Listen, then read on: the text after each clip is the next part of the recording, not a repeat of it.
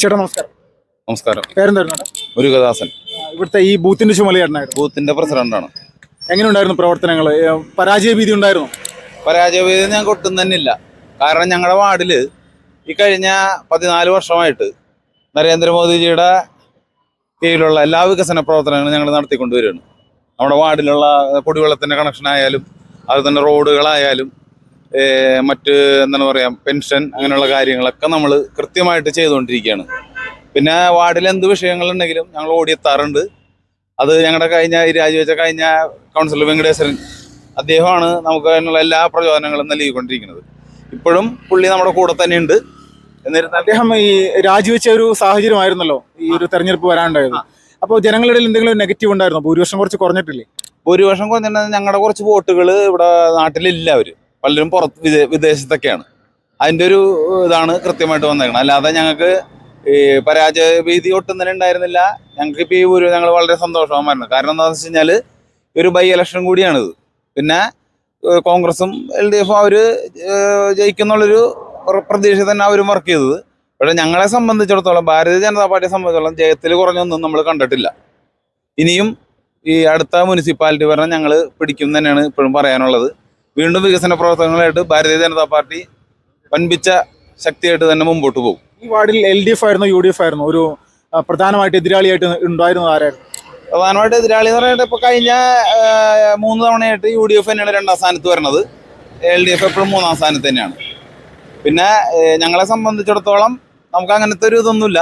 ഞങ്ങൾ ഈ വാർഡിലത്തെ വികസന പ്രവർത്തനങ്ങൾ മുന്നിൽ നിർത്തിക്കൊണ്ടാണ് ഇത്തവണ പ്രവർത്തിച്ചത്. അതിൻ്റെ ഒരു വിജയമാണ് ഞങ്ങൾക്ക് ഇത്തവണ കിട്ടിയത്. നമസ്കാരം. ചേച്ചി, ഇപ്പോൾ ചേച്ചിയുടെ ഒരു വാർഡ് കൂടിയായിരുന്നു. ഈ വാർഡിലെ ഒരു കൗൺസിലർ ആയിരുന്നു മുന്ന്.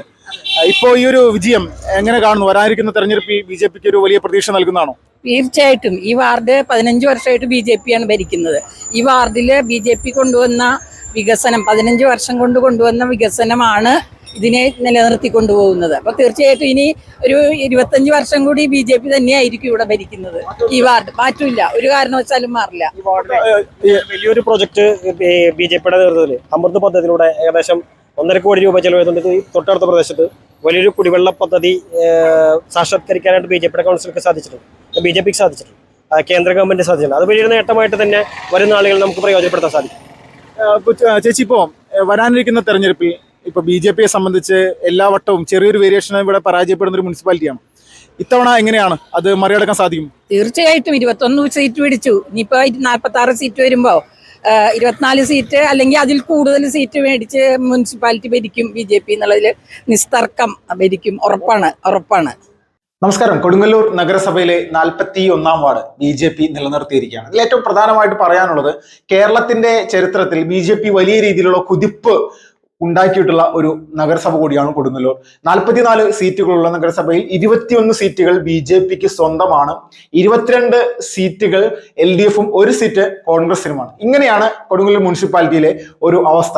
പക്ഷേ ഏറ്റവും പ്രധാനമായിട്ട് നമ്മൾ ചിന്തിക്കേണ്ടത് LDFും കോൺഗ്രസും ഒന്നിച്ചു നിന്നുകൊണ്ട് പല വാർഡുകളിലും BJPയെ പരാജയപ്പെടുത്തുന്ന ഒരു സാഹചര്യം. അത് കേരളത്തിന്റെ ചരിത്രം എടുത്തു നോക്കിക്കഴിഞ്ഞാൽ മഞ്ചേശ്വരം മുതൽ തിരുവനന്തപുരം വരെയുള്ള പല മണ്ഡലങ്ങളിലും BJPക്ക് വിജയ സാധ്യത എന്നുള്ള ഒരു അവസ്ഥ എത്തുമ്പോൾ ഇവർ രണ്ടുപേരും ഒന്നിച്ചു നിന്നുകൊണ്ട് BJPയെ പരാജയപ്പെടുത്തുന്ന ഒരു സാഹചര്യമുണ്ട്. ഇതേ സമാനമായിട്ടുള്ള അവസ്ഥ തന്നെയാണ് കഴിഞ്ഞ കുറച്ച് നാളുകളായിട്ട് കൊടുങ്ങല്ലൂർ മുനിസിപ്പാലിറ്റിയിൽ BJPക്ക് നേരിടേണ്ടി വരുന്നത്. അപ്പൊ ഇതിന്റെ ഭാഗമായിട്ട് 13 വോട്ടിനും 56 വോട്ടിനും 40-ൽ താഴെ വോട്ടുകൾക്ക് 30-ൽ താഴെ വോട്ടുകൾക്ക് നിരവധി സീറ്റുകളിലാണ് BJP അല്ലെങ്കിൽ നിരവധി വാർഡുകളാണ് പരാജയപ്പെട്ടിട്ടുള്ളത്. അപ്പോൾ ഈ സാഹചര്യം കൊണ്ടാണ് പലപ്പോഴായിട്ട് ഭരണത്തിൽ ഒരു കയറാൻ സാധിക്കാത്ത രീതിയിലേക്കുള്ള ഒരു വിഷയം എപ്പോഴും ഉണ്ടാകുന്നത്. പക്ഷേ ഇതിനെല്ലാം മറികടക്കുന്ന തരത്തിലേക്കുള്ള ഒരു ഉപതെരഞ്ഞെടുപ്പ് വിജയമാണ് ഇപ്പോൾ ഈ കഴിഞ്ഞ ദിവസത്തെ തെരഞ്ഞെടുപ്പിൽ BJPക്ക് ഉണ്ടായിരിക്കുന്നത്.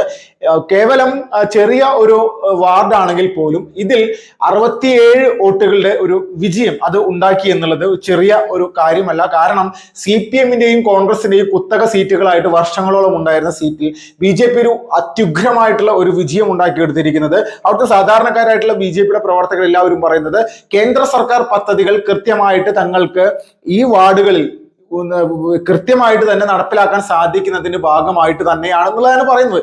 പക്ഷെ ഈ BJP എന്ന് പറയുന്ന രാഷ്ട്രീയ പ്രസ്ഥാനത്തിന്റെ കുറെ നാളുകളായിട്ടുള്ള പ്രവർത്തനം കൊടുങ്ങല്ലൂർ പോലെയുള്ള മേഖലയിൽ അതിശക്തമായിട്ട് മുന്നോട്ട് പോവുകയും പല രാഷ്ട്രീയ സംഘർഷങ്ങളും പല രാഷ്ട്രീയപരമായിട്ടുള്ള വിഷയങ്ങൾ നേരിട്ടുകൊണ്ട് അതിനെല്ലാം പ്രതിരോധിച്ചുകൊണ്ട് CPM എന്ന് പറയുന്ന ഒരു പ്രസ്ഥാനത്തിന്റെ എന്താ പറയാ പല്ലും നെഖവും അവിടെ വെച്ചുകൊണ്ട് തന്നെ പിഴുതെറിഞ്ഞിട്ടാണ് മുന്നോട്ട് പോയിട്ടുള്ള നിരവധി ബലിദാനികളെ സൃഷ്ടിക്കേണ്ടി വന്നിട്ടുള്ള ഒരു മണ്ണുകൂടിയാണ് കൊടുങ്ങല്ലൂർ ക്ഷേത്രത്തിന്റെ ചുറ്റുവട്ടത്തുള്ള പല പ്രദേശങ്ങളും സംഘർഷ ഭൂമിയാക്കാൻ വേണ്ടി CPM നിരന്തരമായിട്ടുള്ള രീതിയിൽ ഒരുപാട് പരിശ്രമിച്ചിട്ടുണ്ട്. പക്ഷെ ഇതിനൊക്കെ പ്രതിരോധിച്ചുകൊണ്ട് ഒരു വലിയ കുതിപ്പ് നടത്തിയിട്ടാണ് കഴിഞ്ഞ 2020 തിരഞ്ഞെടുപ്പിൽ ഒരു മികച്ച രീതിയിലുള്ള ഒരു വിജയം കരസ്ഥമാക്കി മുന്നോട്ട് വന്നു. അപ്പൊ ഈ സാഹചര്യങ്ങൾ കൃത്യമായിട്ട് മനസ്സിലാക്കിയിട്ട് ഇപ്പോൾ CPM കൊടുങ്ങല്ലൂർ മുനിസിപ്പാലിറ്റിയിൽ മാത്രമല്ല കേരളത്തിലെ പല പഞ്ചായത്തുകളും മുനിസിപ്പാലിറ്റികളും അവരുടേതായിട്ടുള്ള രീതിയിൽ അവർക്ക് നിഷ്പ്രയാസം വിജയിച്ച് പോരാൻ സാധിക്കുന്ന തരത്തിലേക്കുള്ള രീതിയിൽ വെട്ടിമുറിച്ചുകൊണ്ടാണ്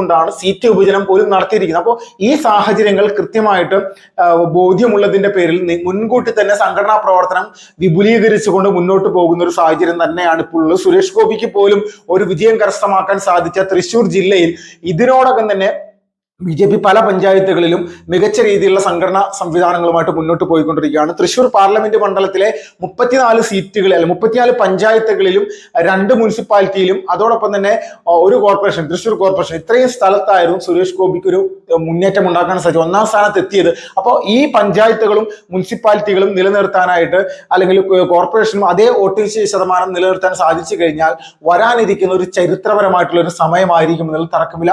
ആ രീതിയിലേക്കുള്ള പ്രവർത്തന സംവിധാനങ്ങൾ ഉണ്ടാക്കിയെടുത്തുകൊണ്ട് മുന്നോട്ട് പോകാനായിട്ട് തൃശ്ശൂർ ജില്ലയിൽ BJPക്ക് സാധിക്കുന്നു എന്നുള്ളത് കൂടി ഒരു വളരെ നിർണായകമായിട്ടുള്ള കാര്യമാണ്. അതിനോടകം തന്നെ ഈ തൃശ്ശൂർ പാർലമെന്റിന് പുറത്ത് BJPക്ക് വലിയ മുന്നേറ്റം ഉണ്ടാക്കാൻ സാധിക്കുന്ന ഒരു മുനിസിപ്പാലിറ്റി അത് കൊടുങ്ങല്ലൂരാണെന്നുള്ളതിൽ യാതൊരു തർക്കമില്ല.